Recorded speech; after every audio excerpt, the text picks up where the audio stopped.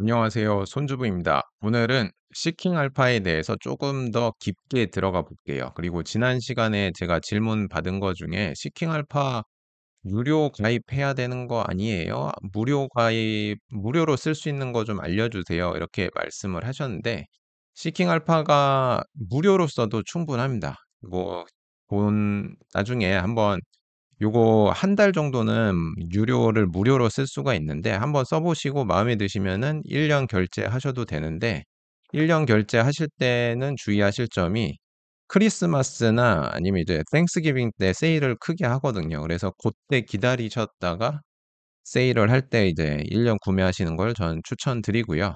그래서 시킹 알파에 다시 들어가 가지고 어떤 식으로 활용을 하는지 제가 한번 보여 드릴게요. 그래서 여기에 이거 지금 무료 화면입니다. 그래서 무료 화면에서 티커명 NVDA를 한번 쳐 볼게요.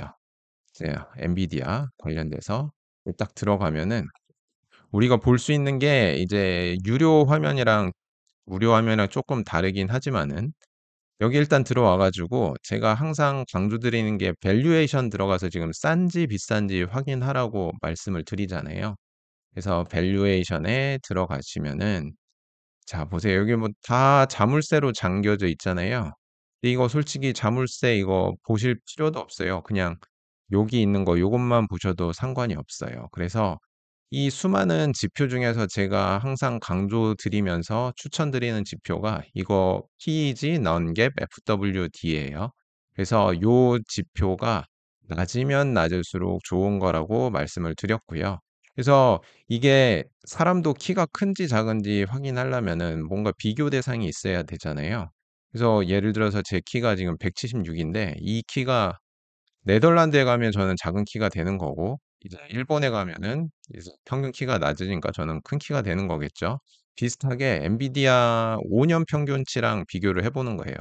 그러니까 5년 평균치 엔비디아가 TEG 값이 1.68 인데 지금 현재 1.17 이니깐 저렴하죠 지금. 30% 저렴한 상태인 거고 그리고 여기 섹터 미디언 반도체 섹터 미디언이 1.81 인데 지금 1.17 이니까 마이너스 35 그러니까 35% 저렴한 상태라는 거를 확인하실 수 있고요.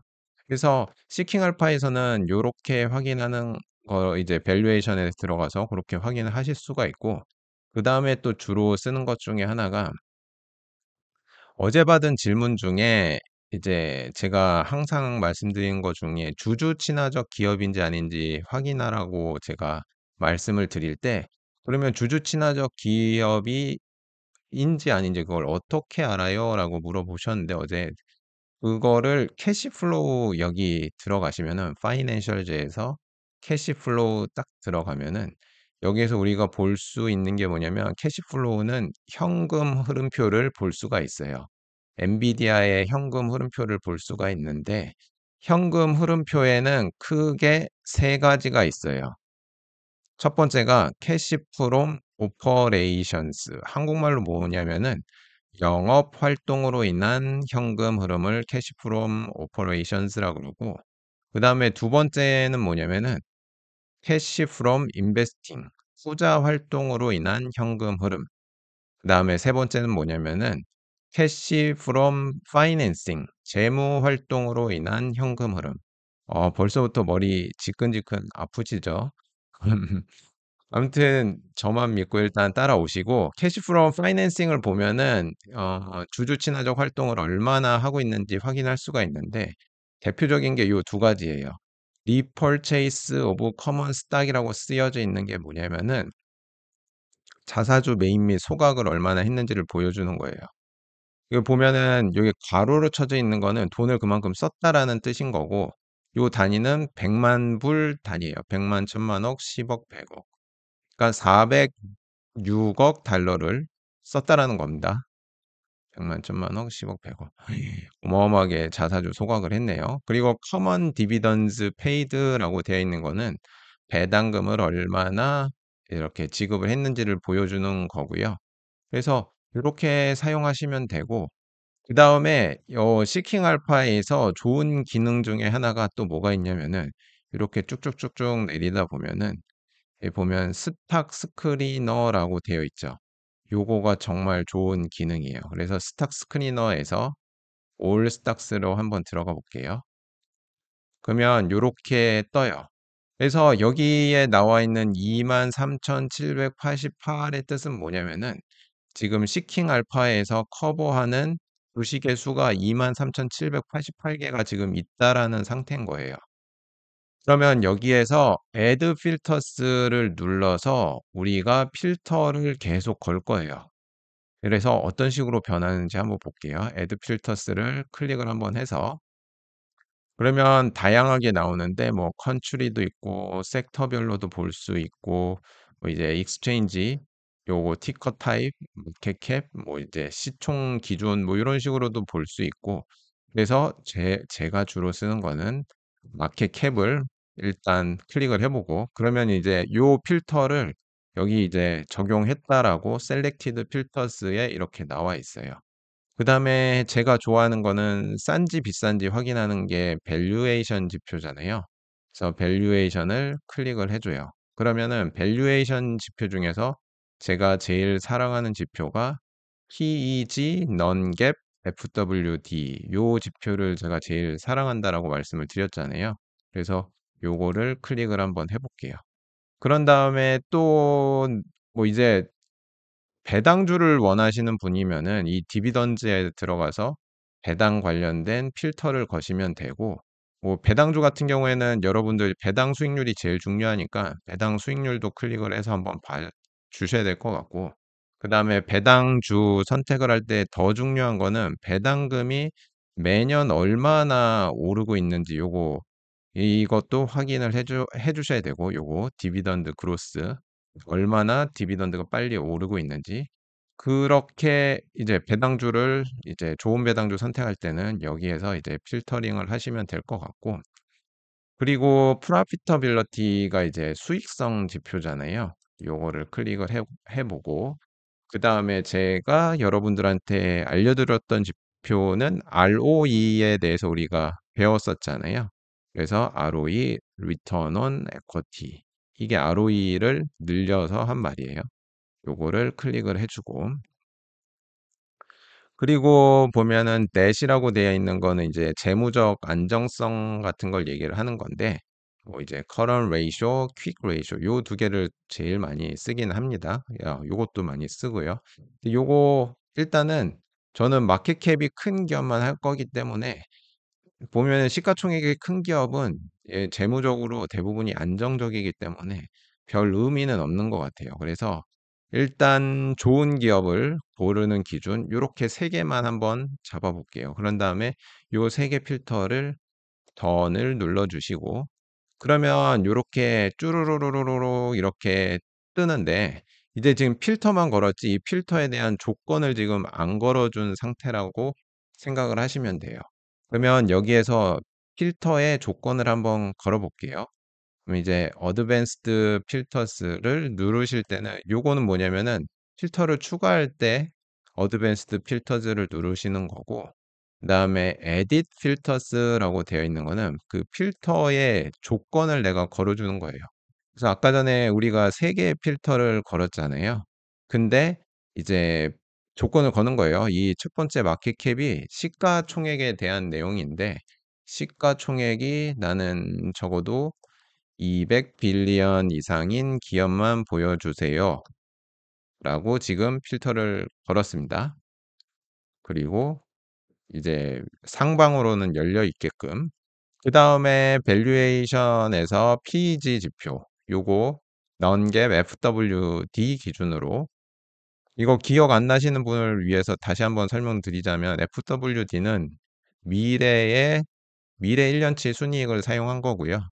non-GAAP이라고 되어 있는 거는 일반 회계 기준이 갭인 거고 non-GAAP은 일반 회계 기준이 아니라는 거예요. 일반 회계 기준이 아닌 거는 기업에서 자체적으로 만든 순이익을 사용했다라는 거예요.